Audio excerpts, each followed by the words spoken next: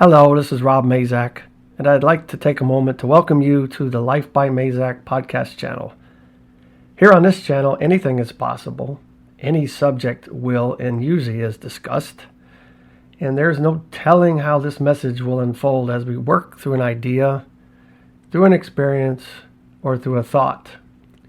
These subjects come from the vast amount of information and experience through spirit, through life lessons, and from working with a lot of other people.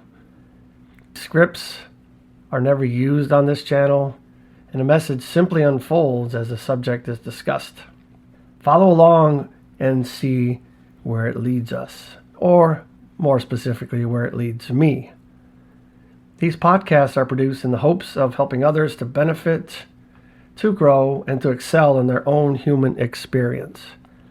At LifeByMazak, we work towards helping you achieve wellness for your mind, your body, and your soul using many specialized services. Services that include psychic medium and tarot readings, quantum healing hypnosis, past life regression, intuitive Reiki healing, life coaching, and many other services. If you enjoyed this podcast, please click the like button and share this with others.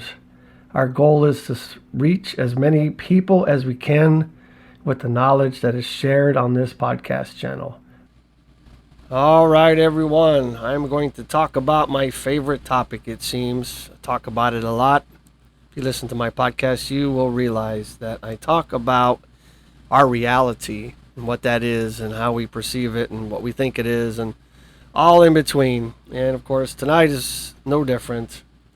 I'm going to talk about something that kind of sparked my interest or piqued my interest in the possibility of what our reality actually is.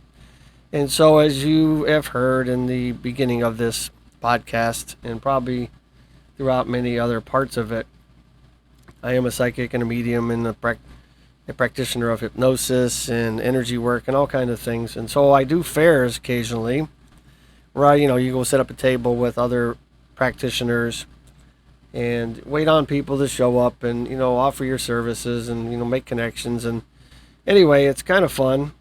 And you get to meet a lot of really interesting people and especially practitioners. But one of the things that I noticed during this event over the last weekend, as I was looking across at my neighbor's table, when she was off talking to somebody else, because it was kind of slow, so she was off talking with other practitioners, and on her table I noticed there was a crystal ball. Now, of course that makes sense. Put some eye candy up there, crystal ball. I don't know what the history on the crystal ball was or why people thought that was the way to gain insight into the psychic and the mediumship world. However, I'm sure there is one.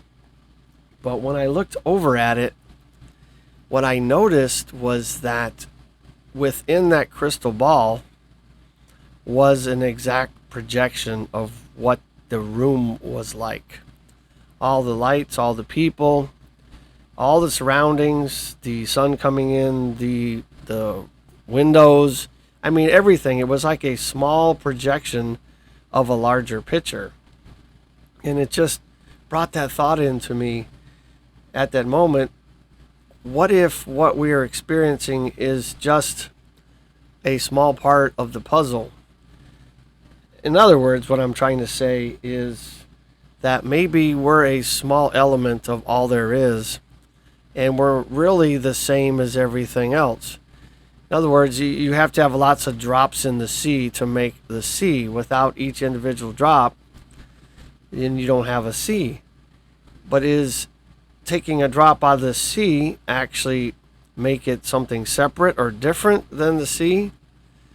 I'm not sure. I know they have done a lot of experiments with water, especially water. Water apparently has memory, very good memory apparently, and it doesn't take a lot of a substance in water to create the same effect as a lot of substance in the water would. Like caffeine, for example, according to the experiments. I'm not saying that if if you drink a lot of caffeine versus, a couple of drops in some water, that it's going to be the same effect. I haven't experienced that. Anyway, but what I found interesting about those experiments, which kind of leads me back into this crystal ball thing. I got some other things to swing back around on. However, I want to start with this. What they found was that if you like put some rose petals in a container of water, and then you took some drops of that water out and put it on a slide, or however they analyzed it, what they discovered was that each of those drops was not a portion of the flower, but an exact copy of the entire flower, only in a smaller version. And so that just kind of blew my mind, that it's almost like what this crystal ball idea is, that perhaps we are just part of the chain of the eternal sequence of depth that never seems to end. I don't know. That's just kind of blows my mind a lot. There is some other math type ideas, and I think I pinned it down to what I had seen in the past. I believe it's called the Fibonacci sequence. You start with early in the number sequence, like zeros and ones, and anyway, you add the two numbers ahead of it to make the next number, and keep on doing that, on and on and on. I'm not sure why that was propagated or put together. Maybe just somebody had a little too much to drink one night and said, I wonder what this looks like. But anyway, what they discovered, especially through the advent of computers and things now, is that these sequences actually create very interesting designs. But the thing is that these designs continue to replicate. Once you get down to the smallest part that you think it is, that smallest part starts over and it drills down to the smallest part again, and it's exactly the same all the way down.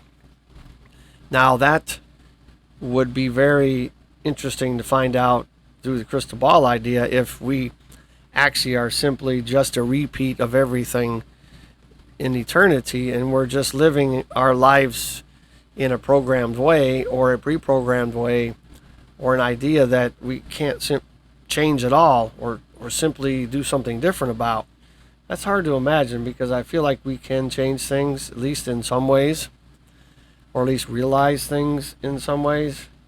But I just thought that was quite astounding to really think about our existence.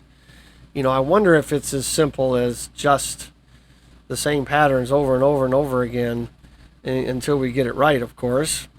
And I don't know if these sequences would ensue or suggest that we may actually be in a reincarnation model that never ends until we get the decisions right, the lessons right, the karma right, do the things we came to learn, and we're just going to keep repeating them until we actually get it right, and we can escape the sequence or the hamster wheel or the karma, whatever you like to call it. There's so many ways of looking at reality, and it seems like in our modern world it's easier and easier to drill down to very, very far depths and see things that we could never ever imagine in earlier times. Even though people would feel that way or suggest those things, we could never really prove it or look at it. I don't know if proving is the right word, but look at those things. I mean, you look at this at CERN and the huge collider they have in Switzerland, I believe, and they are pummeling down at great depths of existence and finding smaller and smaller and smaller particles, and it's just amazing what they're finding. But I think it was actually Alan Watts that said that even when you drill down to the smallest particle also has the ability, or you have the ability from the smallest particle to drill down to its smallest particle, and it never seems to end. Now, that is interesting because we are more or less looking into the depths of existence in the past, so to speak. Not so much in the future, I guess. It feels like if you're drilling down into existence, you're going more towards the base and not the head or the top. Now, of course, we have been taught all these years that the universe is expanding. But what if we are just part of that sequence, and what is in our future, so to speak, is where we actually came from and we're actually going the other direction? Maybe we're not expanding outwardly, but we're expanding inwardly. I don't know, those are some ideas and some food for thought, of course. But the other things that really came to mind when I looked at this crystal ball is some visions and some ideas that I've been shown through meditation journeys, through my spirit guide, my spirit angel, through meditation journeys, all kind of ways. Of course, those are not going to be offered up as proof, just ideas that I'm sharing, experiences that I've had, because there is no way that I could ever prove anything to anybody, nor could you, because our idea of truth, of course, is wound around our experiences and our perceptions that eventually become our reality. The funny thing is, whatever you believe as the truth, quote unquote, will propagate through your subconscious. Your subconscious is going to go out and pick out the things in your reality as you perceive them to support what you believe. And you can try your own experiment. I've mentioned this many times, and I'll mention it again, is if you want to try that to see just exactly how that works, it's not that hard.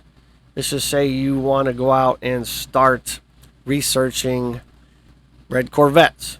You go out and drive them, you research them, you go online and look at them. You go down to the dealership, you look at them, maybe perhaps you get in there, test drive it. Just red Corvettes on the mind.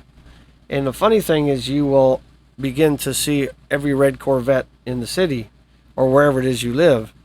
And it's not that the red Corvettes are being manifested, they're just being realized. Because they've always been there. It's just that your truth and your perception is not dialed into that. I mean, how many times have you purchased a new car or a motorcycle or a vehicle of any kind, and all of a sudden you noticed all the same kinds of vehicles everywhere you go? Is it because they weren't there? No, that's not true at all. There was a time when, right after I got my commercial driver's license, that I had an idea, still an idea, but I had an idea of the exact type of tractor I would like to buy, truck that I would like to buy. I mean, I had it down to the model, color, and everything. And, you know, it was strange because I started seeing them everywhere I went. It wasn't a surprise to me because I have realized this. I mean, that's part of what I realized through my self-development journey years ago, that perception drives everything. It really does. It drives your reality, what you're going to experience. And so if you want to experience something different, you got to change your perception and change what you believe in, and eventually it will change.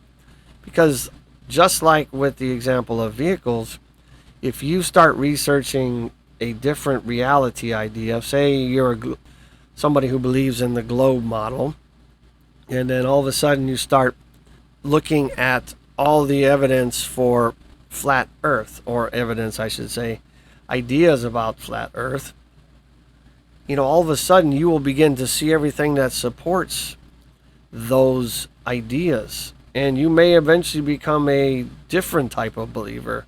You may then begin to think that the flat earth is the real thing. Personally, I believe that our perception of our reality is what we believe it is, and that's what we're going to see. That's what we're going to get. All right, I will digress for a second, and I want to go back to the crystal ball idea, or the crystal ball idea is, I guess, the best way to put that. And so what struck me about that is, quite a few years ago, actually, I was really meditating a lot, and especially when I was learning how to do it and getting some of the craziest visions and ideas and streaming consciousness or whatever you would like to call it.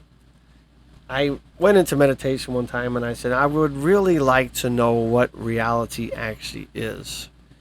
Now, granted, I've seen reality in many different ways since then. So, once again, I don't think it's a one particular model or idea. I think it's whatever your perception is dialed into at the time. However, when I asked that years ago, what I was given or shown was that this world or this reality that we believe is a world was actually encapsulated in like a snow globe, a clear globe, just like I saw on the table the other day at the fair, and that everything that happened in my world was happening inside this globe. And I was seeing it, in a smaller scale, I guess. And what was interesting is that this globe, this ball, snow globe, or whatever you want to call it, was actually encased in this perfectly still, calm sea of water. I guess ocean or something, body of water.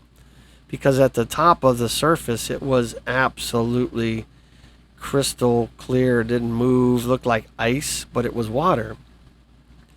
And amongst that particular globe that I saw as quote unquote my reality, or what was being represented as my world, there was clusters and clusters and clusters of them underneath this body of water, which just kind of blew my mind. I mean, the vision went on a little bit further in relation to this particular crystal ball idea. That really brought me back to what I saw on the table across from me. Now, once again, not proof, of course. And the other thing that it brought me back to was another vision, I guess you'd call it, that I was given a while back. And it was a number of years ago as well. And the wife and I were sitting in the living room. There was no other bodies around. The child was out or somewhere different. We were, she thinks she was studying for something for class, and I was just reading something. I don't remember what it was. And my spirit guide, who is an angel currently, kind of popped in to my consciousness and said, I need you to stop for a minute. I got something to show you. I'm like, okay. So I closed my eyes, put my book down. She brought me to this vision of being in this valley of souls, is what she called it. Huge valley, like Grand Canyon kind of valley. And it was just piled and stacked with these multicolored or different colored orbs. And they were all kind of floating around, moving around like it was a river almost. Not a river going in one direction, but it was kind of ebbing and flowing. And she described to me that this was a role that I had played in the past with her, a role of guarding and maintaining these souls that were preparing for the next life or preparing for their first life, but in a space of waiting and resetting. And my job apparently was to protect these souls and prepare them and nurture them for the next journey. And of course, those were globes. Once again, it seems like globes or crystal balls or things like that seem to be resonant in what I have experienced a lot in my journey, especially when I took hold of it and began to really go down the enlightenment path. And by the way, enlightenment is not a pretty road to travel, by the way. It's not all roses and sunshine. It can be some rough times. And the other thing that comes to light with this is that there are many sightings of orbs that float in the sky, float in rooms, buildings, all over the place. Some of them are very visible to people. Some people can see them, some people can't. I know in the building that I work at in one of the old camps in Texas, I have a number of people that claim that there's orbs all over that building. That's not a gift I have, to see spirits or the dead that I might talk to, or those that I talk to that are living. But it all happens within my consciousness. I don't see it per se as if somebody's in the room with me. I'm looking at them, talking with them. Other people can do that. Just something I can't do. So I have to take their word for it in that respect, that they can physically see them, or physically see them in the way that we think seeing happens. Orbs are very interesting. They've been, throughout history, have been reported all the time. Back in, I think, one of the world wars, the bombers experienced these, what they called Foo Fighters, I think that's what it was called, where these orbs would travel along with them on their bombing raids and their runs and things like that. And I don't think anybody's ever explained that. I had a friend of mine that I used to work for, I worked at their store rather. She had these crazy video recordings that she took with her, like security cameras. They were night vision type cameras. And there were orbs just traveling almost like a highway through her house. And so what exactly are orbs? I'm not sure. I think my idea might lend back to the idea of these are souls that are not necessarily amongst the living, even in other realities or other dimensions or other realms or planes or whatever, that they are making their way through the reset, or they're crossing over into other dimensions. We're seeing them a little bit more than we used to. I mean, many people talk about the veil being thinned, where our ability to see into the other side, this is probably the best word to put it, that idea of the realms that are outside of us is much easier to see these days, because we are on some kind of heightened, enlightened path, and consciousness is heading in a northward direction, so to speak. And I do believe we are on that path. I do believe that we have, as a civilization in this reality, whatever that is, I think we've all confused about what it is nowadays. Some people, their truth is really pinged hard on one or the other. I personally have kind of settled in on, I'm not sure what it is, and it really doesn't matter in many ways, to me anyway, because no matter what this reality is, a glass crystal ball enclosed and it's submersed in water, could be a matrix, it could be a virtual simulation, it could be flat earth, it could be a round earth, it could be all kind of things. But the funny thing is, it does not change the lessons I'm here to learn, the idea that I'm here for.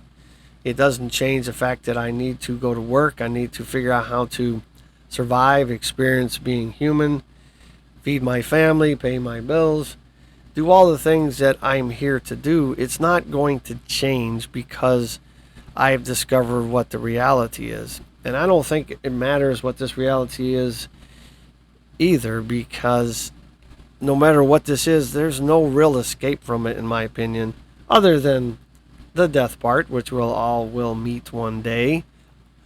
I don't think anybody's ever going to escape death.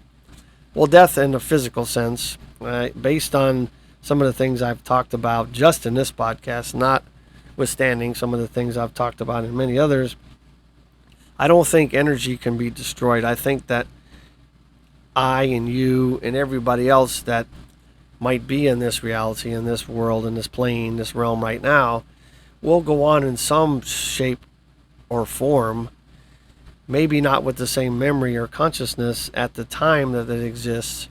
I do believe that at some point we will go back to that area, like the Valley of Souls or the life between lives, or there's many ways to describe it, where we'll get to evaluate and remember and see all the things that we've always done and we have done, and make decisions on whether we achieve some of the things that we went there to do in these different lives, and decide whether we can or want to move on, if it's our choice, into other lives, or move back to the source, God, whatever you would like to call that.